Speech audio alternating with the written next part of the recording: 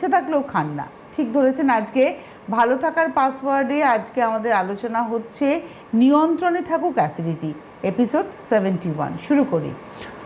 একদমই খুব প্রাসঙ্গিক কথা বলেছেন দিদি। অ্যাকচুয়ালি যখন খুব ছোটোবেলায় আমি বাজারে যেতাম বাবার সাথে, খুব ছোটোবেলায়, বাবা তখন সরকারি স্বাস্থ্যকেন্দ্রের senior medical officer, gazetted officer ছিলেন। সকালবেলাতে ঘুম থেকে উঠে দেখতাম বাড়ির বাইরে লাইন, বাবার কাছে সবাই অ্যাটেস্টেড করাতে আসতো, ঠিক আছে।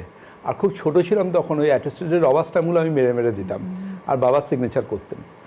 তো বাবা যেহেতু সিনিয়র মেডিকেল অফিসার ছিলেন, বাবার কাছে সপ্তাহে রোববারটা ছিল ছুটির দিন।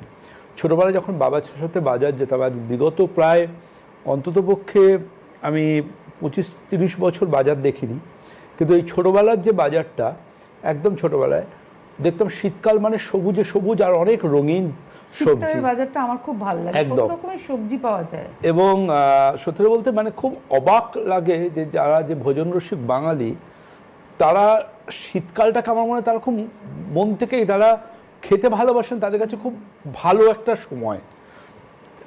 খুব মানে এমনও প্রাসঙ্গিকভাবে কথাটা বলছি যে শীতকালে দেখবেন সমুদ্রের মাছ থেকে শুরু করে প্রচুর পরিমাণ ভেজিটেবলস খুব ভালো অ্যাভেলেবেল থাকে। আর আজকে কৃষি বিপ্লবের দুনিয়ায় তো এখন মাছও আর্টিফিশিয়াল, জ্যান্ত মাছ লাফাচ্ছে, কিন্তু ওটা কৃত্রিম প্রজননের, পিটুইটারি ইঞ্জেকশন দিয়ে। কিন্তু আলটিমেটলি দেখা যায় যে সেখানে সমুদ্রের মাছের প্রতি কিন্তু মানুষের অনেক বেশি ভরসা তৈরি হয়েছে। তার জন্য সমুদ্রের মাছের দামও কিন্তু ঊর্ধ্বমুখী। আমরা বলি উপকারী যে বিভিন্ন যে ফ্যাটগুলো, গুড ফ্যাট, সেগুলো সমুদ্রের মাছে প্রচুর পরিমাণ থাকে। ওমেগা 3 বলুন বা আপনি যে কোনো রকম অয়েল বলুন, যেগুলো উপকারী অয়েল, এগুলো অন্যতম সোর্স কিন্তু আপনি জেনে রইলেন যে সমুদ্রে থাকা মাছেরা। কিন্তু সমস্যা সেটাই হয় যাদের ক্ষেত্রে অ্যাসিডিটির টেন্ডেন্সি রয়েছে। অ্যাসিডিটির টেন্ডেন্সি থাকা মানেই কিন্তু আপনি ধরে নিয়ে চলুন আপনার স্টমাককে আপনি যা খাবারই দেবেন না কেন সেটা কম বেশি আপনাকে সাফার করাবে। খালি পেটে থাকলেও বিপদ, বেশি খেয়ে ফেললেও বিপদ।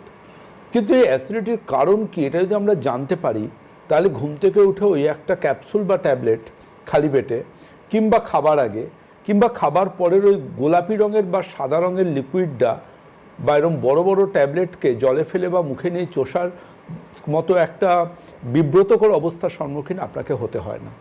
তার জন্য নিয়ন্ত্রণে থাকুক অ্যাসিডিটি। এবং আয়ুর্বেদ চিকিৎসা বিজ্ঞানে এই অ্যাসিডিটিকে বলা হয় অম্লপিত্ত।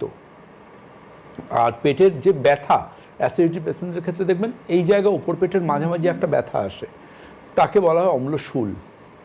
এবং এই যে ব্যথা বা এই যে অ্যাসিডিটি, এটার কিন্তু সঠিক ট্রিটমেন্ট করার জন্য ভীষণ প্রয়োজন, আমি বারবার যেটা বলি, 50% medication, 50% lifestyle and dietary habit. দেখবেন আপনি এমন একজনকে দাঁড় করিয়ে দেখাতে পারবেন আমাকে, যিনি বলবেন হ্যাঁ আমি সকালবেলা ঘুম থেকে উঠে একটা করে খালি পেটে ট্যাবলেট খাই, আমার অ্যাসিডিটি সেরে গেছে। যেদিন খান সেদিনটা একটু ভালো, এবং কিছুদিন খেতে খেতে এমন হয়ে যাবে ওষুধে আর কাজ হবে না।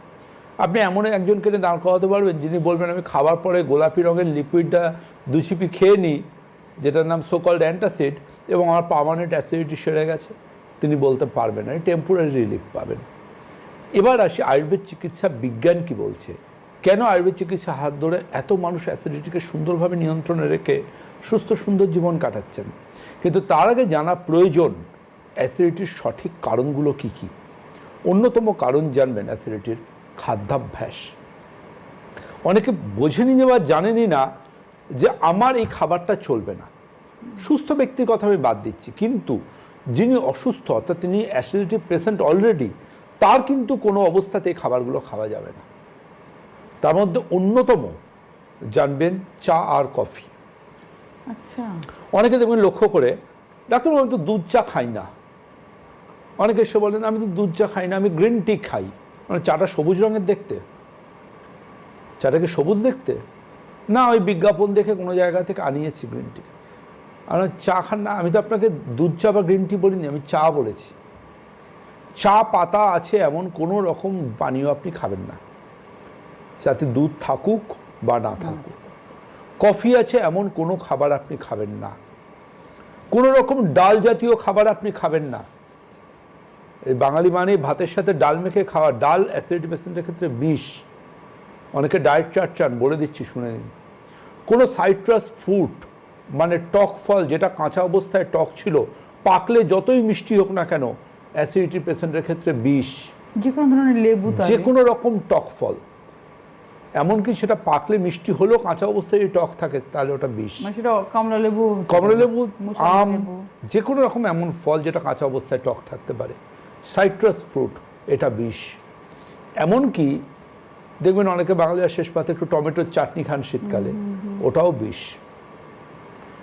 আর জেনে রাখবেন শুকনো লঙ্কার ঝাল মারাত্মক ক্ষতিকারক অ্যাসিডিটি পেশেন্টের ক্ষেত্রে। আসবো আলোচনায়, তার আগে আজকে